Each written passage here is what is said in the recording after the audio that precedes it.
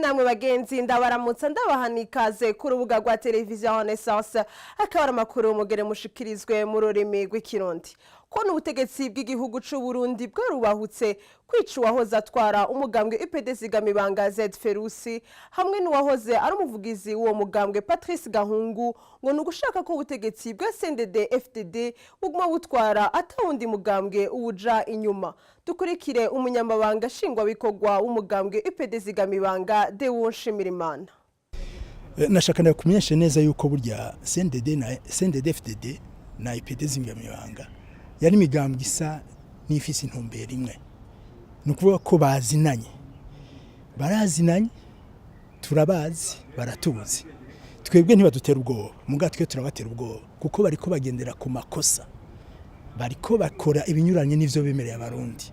Muri ico gihe rero ntibitangaje na gatonyo yuko ibiriko birashikira UPD Zigamibanga bituruka muri CNDD FDD na kare niyo iri ku butegetsi na nkuru nziza ari muri CNDD FDD na leta yiwe mbere.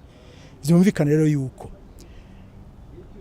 mbere na mbere bagica UPD Zigamibanga mu mice ibiri n'ubutegetsi bwabikoze kuko bwashaka yuko UPD Zigamibanga iva mu runani ADC ikibiri barabishitseko mugabo mu nyuma harabaye ibiganiro vyahuza imigambwe iri mu Burundi n'ubutegetsi bihagarariwe n'ishiramwe mpuzamakungu ONU ibicishije muri BNUB. Ico gihe rero urukaratasi rw'inzira bafunditse bashitseko gwavuga yuko imigambwe yose imbere yuko amatora mu 2015 aba imigambwe yose yoza igasubirana yatatanye igasubirana. Umugambwe wonyene washitse kuri ico kintu ni UPD Zigamibanga. Abarundi n'amakungu bakoranye harabaye ikoraniro kaminuza itariki 22 z'ukwezi kwa kabiri mu 2015 ryari ikoraniro kaminuza idasanzwe ryo kwiyunga. Bose barakomye amashi impundi rasamirana ko ivyo abantu bifuje bigiye gutangura kuja mu buryo bihereye muri UPD Zigamibanga. Iryo rero ryabaye nk'ikofe rimwe mu giswahili bita gafunga buso. Umugambwe UPD Zigamibanga n'abari baburongoye bari bakose ubutegetsi kuko ubutegetsi nibwo bwari bwawusambuye. Inkurikizi yabaye niki kwabaye ukwica umukuru umugambwe Z Feruzi kuba ukwica umunyamabanga mukuru umuvugizi umugambwe UPD Zigamibanga Gahungu Patrice n'ibindi vyakabaye kuva kera. Aho rero bigaca bitugaragaza yuko nta bandi bariko bashaka gusambura umugambwe atari CNDD FDD kuko yo ishaka kuba rudende kumwe k'umugambwe wa kera iprona. Uyo yari Dewo Nshimirimana umunyamabanga shingwa bikorwa w'umugambwe UPD Zigamibanga.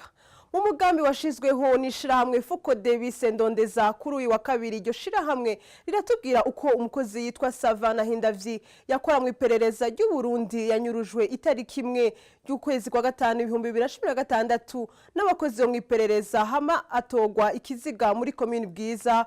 Dukurikire umunyamabanga shingwa bikorwa w'ishirahamwe Focode Gordien Niyungeko.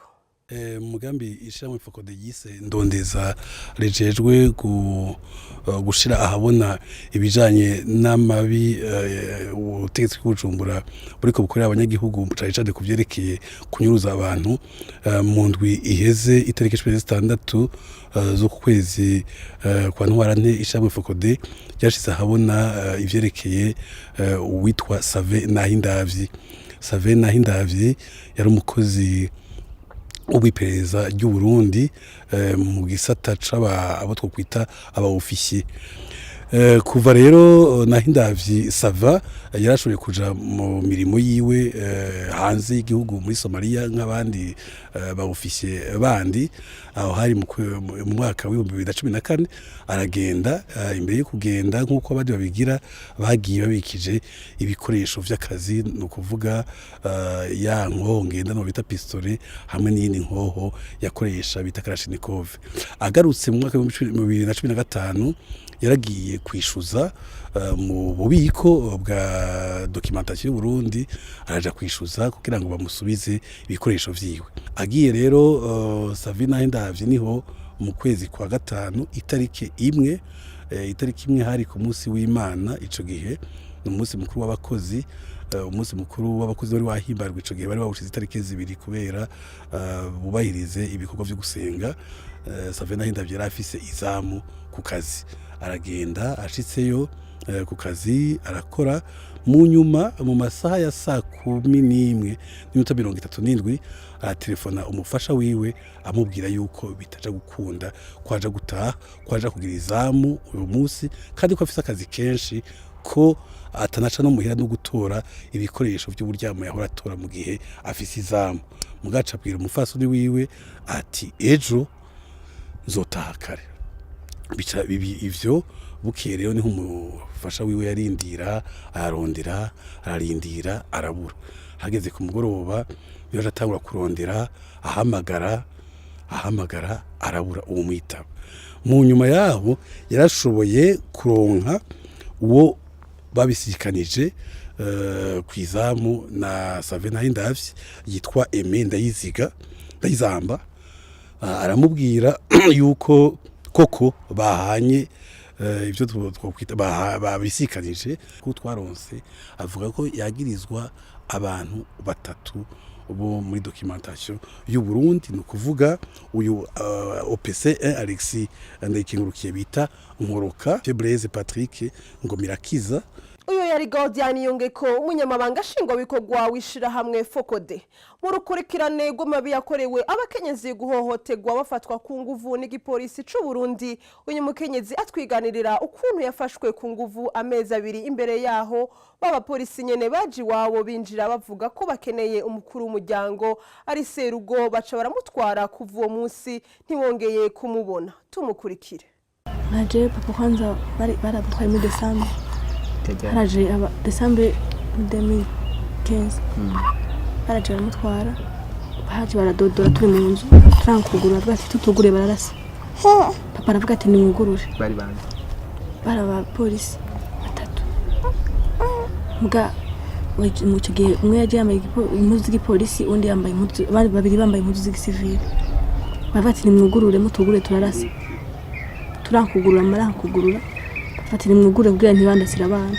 Hanyuma papa arugura umuryango baramubwira ko bamukeneye mabati mukenere iki batubwira ko bamugarukana. Mama aranga ati naho wanka turamutwara abari misanze ngara saa moya z'ijoro baramutwara turahindura ko turahebura ukwezi kwa 12 kurahera tutaramubona papa kwa kambere kurahera naje mu kwa kabiri niho bantegera mvuye ku ishuri manutse mvuye ku ishuri niga ku Mutoyi manutse niga mu 9 ico gihe bamwishe itumuze papa taje twimuka tuja mu Buyenzi ku Gicumbi.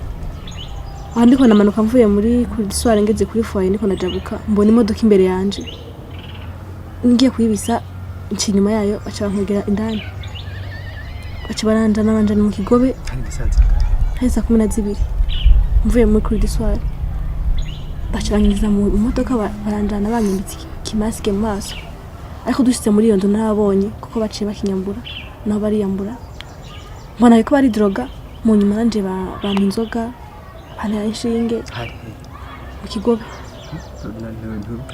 mu Kigobe hajya impande yaho abasida baturera imiti.